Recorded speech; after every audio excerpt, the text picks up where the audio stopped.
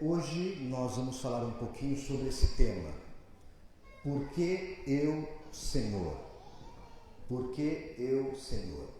E quero te convidar neste momento a abrir a sua Bíblia no livro, na primeira carta de Paulo aos Coríntios, no capítulo 12, do verso 4 até o verso 6.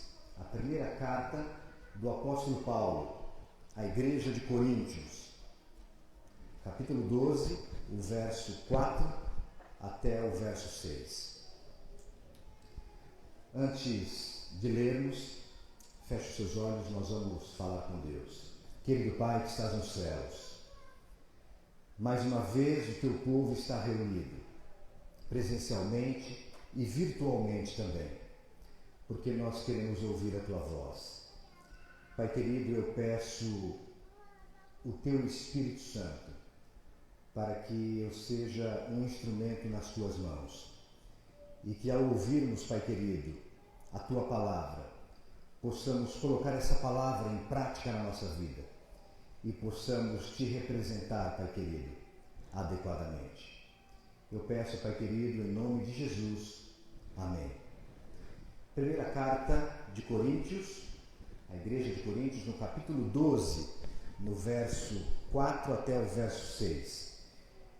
Lá eu leio assim, e essa é a nova versão internacional. Há diferentes tipos de dons, mas o Espírito é o mesmo. Há diferentes tipos de ministérios, mas o Senhor é o mesmo.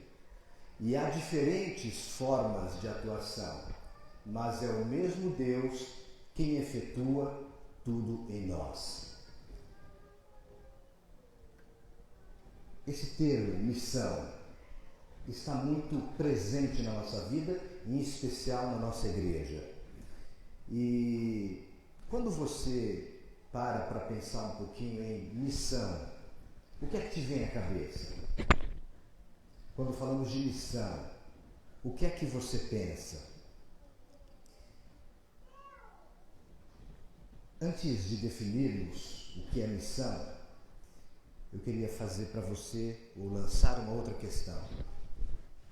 Quantas vezes você foi chamado para alguma tarefa e por alguma razão você disse não?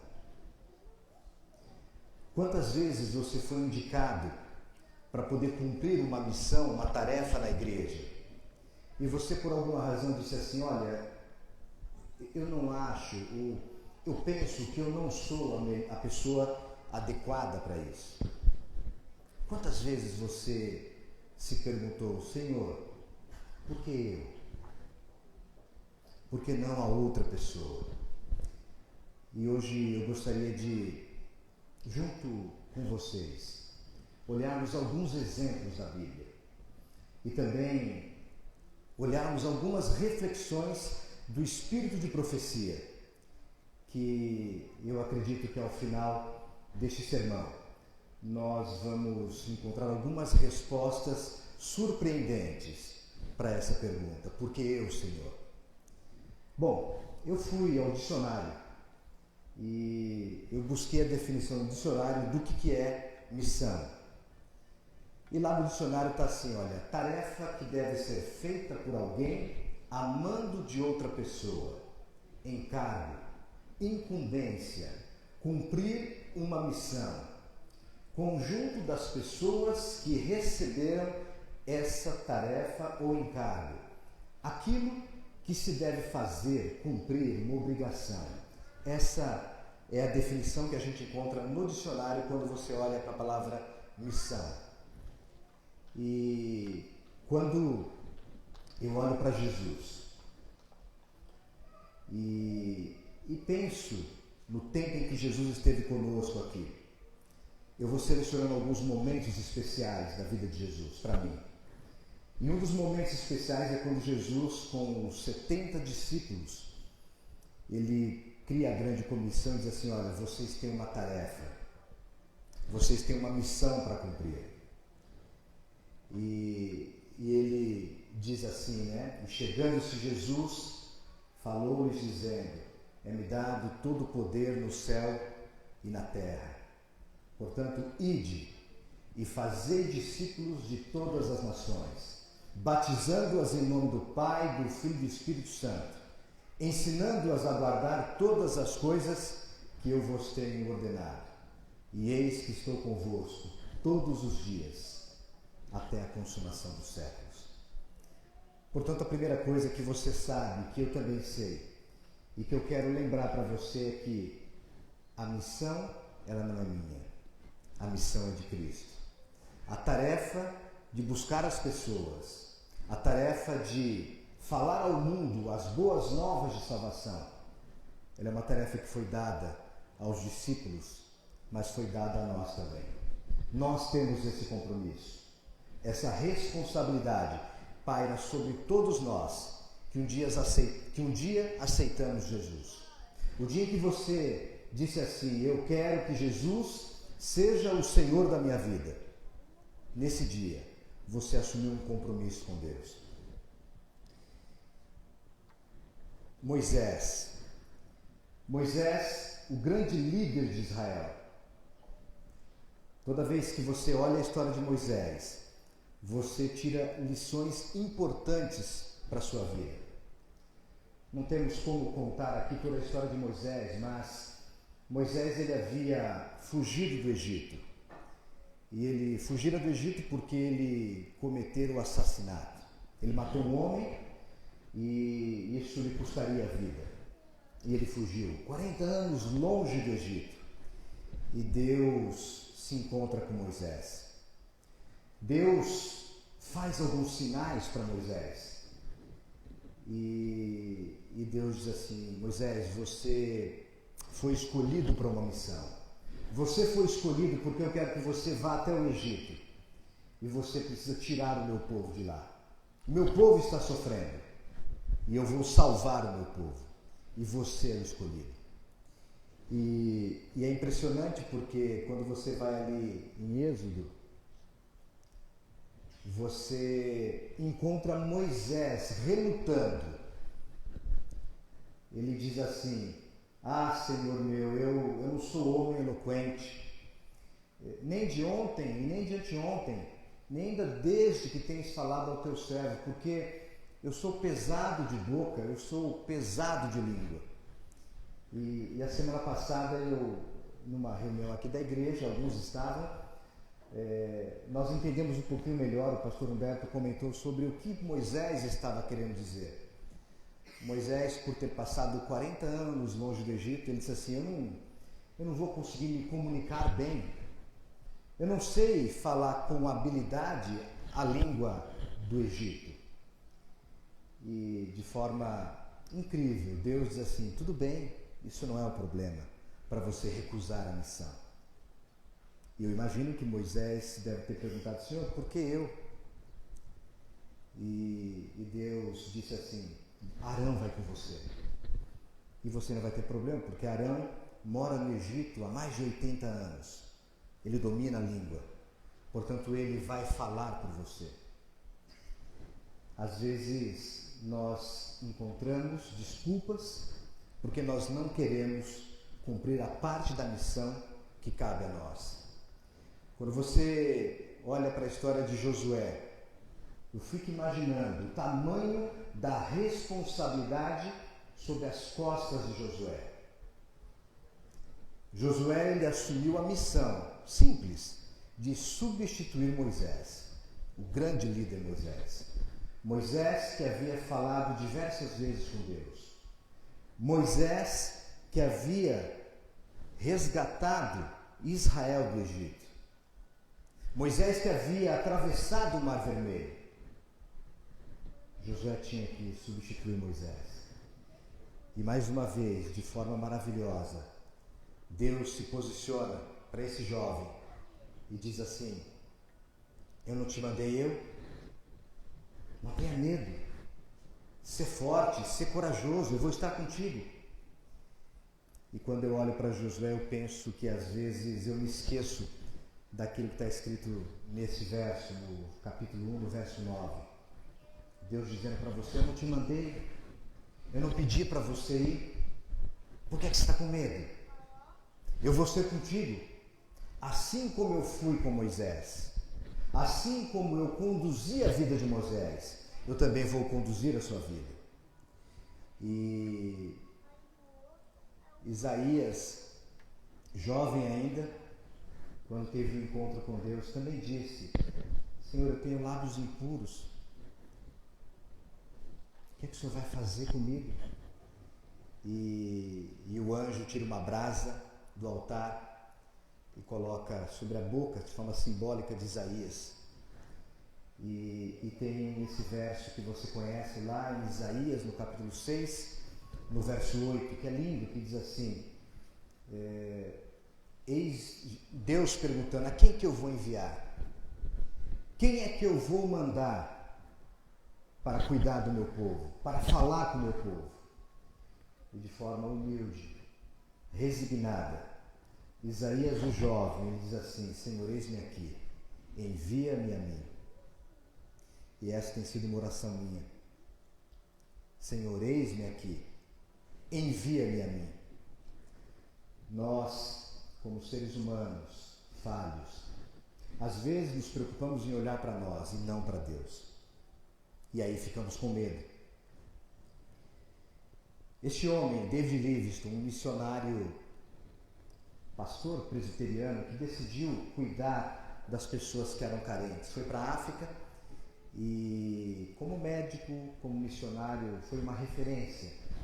E ele deixou alguns pensamentos que vale a pena a gente repartir com vocês. Ele disse assim: olha, Deus, envia-me para qualquer lugar, desde que vás comigo. Coloca qualquer carga sobre mim, desde que me carregues. E desata todos os laços do meu coração, menos o laço que me prende ao seu coração. Olha que lindo. E olha outra coisa que ele disse que me impressiona. Ele disse assim: Deus tinha um único filho e fez dele um missionário. Quando você olha para esse verso, esse texto, lá no livro Testemunhos para a Igreja, no volume 9, na página 30. Nem todos podem ir como missionários para as terras estrangeiras, mas todos podem, na própria pátria, ser missionários da família, na família e entre os vizinhos. Portanto, queridos, a grande comissão, o convite de Deus para salvar as pessoas, pode ser aqui, na sua casa, na sua igreja, na sua comunidade. Toda vez que eu vejo esse homem, vocês conhecem, John Kennedy, presidente dos Estados Unidos da América. Na sua posse, ele disse uma frase que ficou registrada na história, e ela é tão aplicável a nós como foi a época. Ele disse assim: não pergunte o que os Estados Unidos podem fazer por você, mas o que você pode fazer pelos Estados Unidos. Não pergunte à Igreja Central de Indaiatuba o que é que a Igreja Central de Indaiatuba pode fazer por você, mas o que você pode fazer pela Igreja e pela missão de Cristo. Eu separei aqui mais 3 reflexões que vale a pena você prestar muita atenção, porque são mensagens especiais, são conselhos especiais para todos nós que em algum momento olhamos e falamos assim: não é para mim. Isso que está sendo solicitado não foi para mim. Olha só, Deus poderia haver realizado o seu desígnio de salvar pecadores sem o nosso auxílio. Mas, a fim de desenvolvermos caráter semelhante ao de Cristo, Ele nos dá essa oportunidade, a fim de participar da alegria dele. Qual que é a alegria de Deus? Salvar pessoas. Portanto, nós devemos tomar parte em seus labores para a redenção delas. Portanto, Deus Jesus, ele quer transformar o meu caráter. E ele sabe que a transformação virá através de uma vida de serviço. Deus está em Testemunhos Seletos, volume 3, na página 338. Deus requer que toda alma que conhece a verdade esforce por conquistar outros para o amor da verdade. Como podemos ser considerados dignos de entrar na cidade de Deus se não nos dispomos a fazer verdadeiros sacrifícios para salvar as almas que estão prestes a perecer? Como é que eu me sinto digno de ir para o céu se eu não tenho o desejo de participar da obra de Cristo, de salvar as pessoas? Todos nós devemos ser cobreiros de Deus. Nenhum preguiçoso é reconhecido como servo seu. Você é preguiçoso? E aí eu vou trocar a palavra preguiçoso. Você pode dizer, não, eu não sou preguiçoso, eu tenho medo. Eu tenho vergonha. Eu não tenho capacidade. E olha o que diz ali. Os membros da igreja devem reconhecer individualmente que a vida e a prosperidade da igreja são afetadas por seu procedimento. Se você não é preguiçoso, mas tem medo, não tem coragem, peça a Deus. Leia Josué 1, verso 9. Eu não te mandei ser forte e corajoso? Eu vou ser contigo. Abra sua Bíblia. Primeira carta de Coríntios, ainda, lá no capítulo 12, agora do verso 11 ao verso 14. Capítulo 12, do verso 11 ao verso 14. Todas essas coisas, porém, são realizadas pelo mesmo Espírito, e ele as distribui individualmente a cada um conforme quer. Ora, assim como o corpo é uma unidade, embora tenha muitos membros, e todos os membros, mesmo sendo muitos, formam um só corpo, assim também com respeito a Cristo. Pois em um só corpo todos nós fomos batizados, em um único Espírito, quer judeus, quer gregos, quer escravos, quer livres. E a todos nós foi dado beber de um único Espírito. O corpo não é composto de um só membro. Vou repetir. O corpo não é composto de um só membro, mas de muitos. Quando o apóstolo Paulo faz essa referência ao corpo e compara a igreja ao corpo de Cristo, eu penso na importância de cada um de nós. Na importância que eu posso ter quando eu me coloco à disposição de Cristo. Na importância que você pode ter quando você se coloca à disposição de Deus. Quem que é mais importante? O ouvido? Os braços? As pernas? Quem é mais importante? Os pés, talvez? E a gente já sabe a resposta. Aos olhos de Deus, todos nós somos importantes. Não importa qual é o dom que você tem, não importa o talento, não importa se você se sente pequeno, se você não se sente importante. Aos olhos de Deus, você é importante. Toda vez que eu vejo os dedos do pé, eu sempre penso assim, quando você bate assim no canto de um móvel, o dedinho, ou no sofá, você sabe a dor que você sente e o reflexo que isso tem no corpo todo. É só para lembrar que você é importante. A igreja de Cristo, o corpo de Cristo, você faz parte. Você é importante. Você tem um papel na missão de Cristo. Você não precisa ter medo.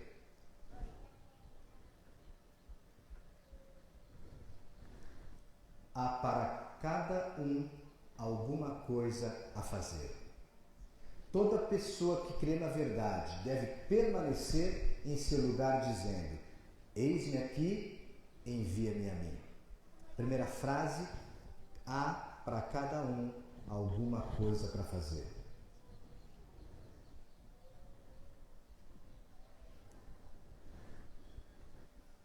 Quando Jesus ali com os 70 discípulos estava dando a grande comissão, Jesus ele disse assim: olhem para Deus, porque a seara é muito grande, mas os ceifeiros são poucos. Olhe para a pessoa que está ao teu lado, para o teu irmão. Ele representa, ele vale o sangue de Jesus. Cada um que está aqui vale o preço do sangue de Jesus. E por que eu estou dizendo isso? Porque você é um ceifeiro. Você foi convidado a participar da grande comissão de salvar pessoas, de levar o Evangelho das Boas Novas de salvação ao mundo. E eu quero caminhar para o final do nosso sermão, mas eu tenho ainda 3 reflexões que eu preciso que você ouça. E essas 3 reflexões, elas são importantes porque, na minha visão, representam janelas de oportunidade para a minha vida e para a sua vida. E antes de ler essas reflexões, ambas do Espírito de Profecia, eu queria apenas lembrar que essa semana você recebeu um formulário nos grupos de WhatsApp da igreja, indicando ali todos os ministérios da nossa igreja. E o pedido foi para que você escolhesse um ministério que você gostaria de participar. Se você não fez isso ainda, faça. Tem tempo. Talvez você diga: eu não quero assumir o papel da liderança. Não tem problema. Para participar da missão de Cristo, não é preciso apenas ser líder, mas participe de algum departamento. Olhe aquela lista de ministérios e avalie qual departamento que você gostaria de participar. Eu gostaria de ajudar no Ministério da Música, do Louvor. Eu gosto de fazer visitação. Adoro os aventureiros, quero participar. Desbravadores. Quero ser um diácono, uma diaconisa. Existe um papel para cada um de nós na Igreja de Cristo. E quando eu falo isso, você sabe que a igreja não são essas paredes. A igreja sou eu e você. Você é a Igreja de Cristo. Portanto, existe um papel importante para você na missão que não é minha e não é sua, é de Cristo. Olhem essa reflexão. Todos podem encontrar alguma coisa para fazer. Ninguém deve achar que não há lugar em que possa trabalhar por Cristo. O Salvador se identifica com todo filho da humanidade. A Ciência do Bom Viver, página 104. Ou seja, todos podem encontrar alguma coisa para fazer. O segundo pensamento: fraca e defeituosa como possa parecer a igreja, é o único objeto sobre que Deus concede em sentido especial a sua suprema atenção. Portanto, você é a Igreja de Cristo. A suprema atenção de Deus está sobre você. Eu vou substituir ali, diz assim, olha, fraco e defeituoso como possa parecer o Luiz, eu sou objeto da suprema atenção de Deus, e você também. Substitua o teu nome, onde está a igreja? Coloca o teu nome. É o cenário de sua graça, na qual se deleita em revelar o seu poder e transformar corações. O poder de transformar corações. Não só a minha vida. Não eu que me sinto sem capacidade. Qualquer um. Não apenas eu. E o último pensamento. Alguém tem de cumprir a comissão de Cristo. Alguém tem que levar avante a obra que ele começou a fazer na terra. E esse privilégio foi concedido à igreja. Esse privilégio foi concedido a você. Eu vou trocar o nome igreja. Esse privilégio foi concedido ao Luiz, a Márcia, Jael, Jaqueline, Maurício, Suzete, Everton, William, Jefferson, que faz aniversário hoje, Flavinho, que está lá embaixo, fez aniversário essa semana, Washington, Dirceu, você que está me ouvindo. Para este fim a igreja foi organizada. E olha a pergunta: por que, pois, não aceitam os membros da igreja essa responsabilidade? Eu peço a oração de vocês, porque amanhã nós temos a comissão de nomeações. Um grupo dessa igreja que foi escolhido por vocês estará reunido. Esse grupo tem a responsabilidade, primeiro, de se colocar à disposição de Deus, ouvir a voz do Espírito Santo, para indicarmos os líderes que cuidarão da nossa igreja no próximo ano. Ore. Você que ainda não preencheu aquela listinha dos ministérios, lembra? Lá no grupo do WhatsApp. Coloque ali qual é o departamento da igreja, qual é o ministério que você quer contribuir. Porque você pode continuar se perguntando: Senhor, por que eu? Por que eu? E eu quero dizer para você, a pergunta sua tem que ser diferente. Dizer assim: Senhor, por que não eu? Porque quando você se coloca à disposição de Deus, não é você que vai fazer o trabalho. Quando você se coloca à disposição de Deus, Ele vai transformar a tua vida e vai te capacitar. Você conhece aquela frase conhecida: Deus, Ele não escolhe as pessoas que são capacitadas. É muito conhecida. Deus capacita você e você foi escolhido. Eu fui escolhido. E eu quero terminar fazendo uma paráfrase. Não pergunte para a igreja central de Indaiatuba o que é que ela pode fazer por você. Muitas vezes eu digo: a igreja poderia fazer isso, a igreja poderia resolver esse problema. Não, pergunte a você o que é que você pode fazer pela igreja de Cristo. Guarde no seu coração esse chamado: ide, fazei discípulos de todas as nações, batizando-as em nome do Pai, do Filho e do Espírito Santo, ensinando-as a guardar todas as coisas que eu vos tenho dito. Eis que estou convosco todos os dias, até a consumação dos séculos. Que Deus te abençoe.